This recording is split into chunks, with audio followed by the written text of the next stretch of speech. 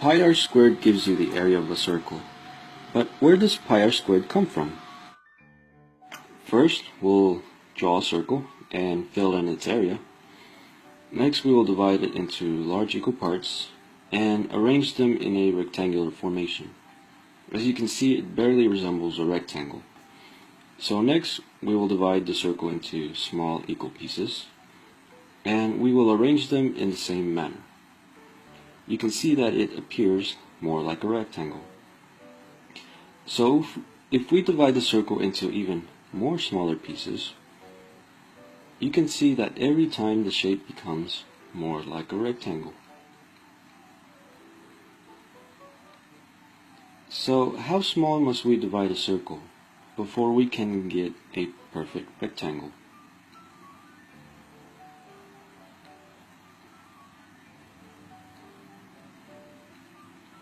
Well, we can keep on dividing the circle into small, smaller, or the smallest pieces you can make.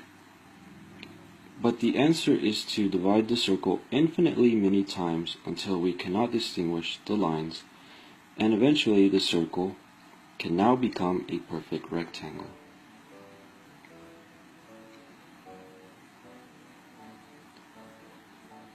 So, the area of the circle is equal to the area of the rectangle, which is equal to base times height.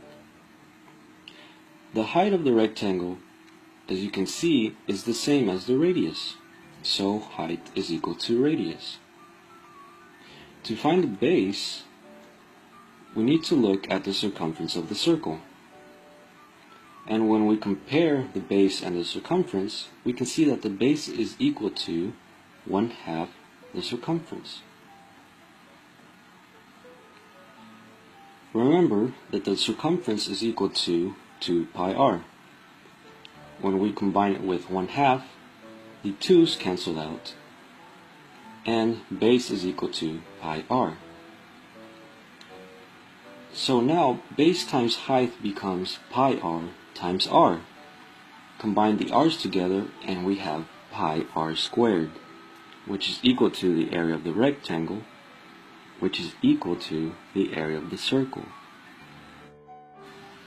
So pi r squared can be used to calculate the area of any size circle that exists.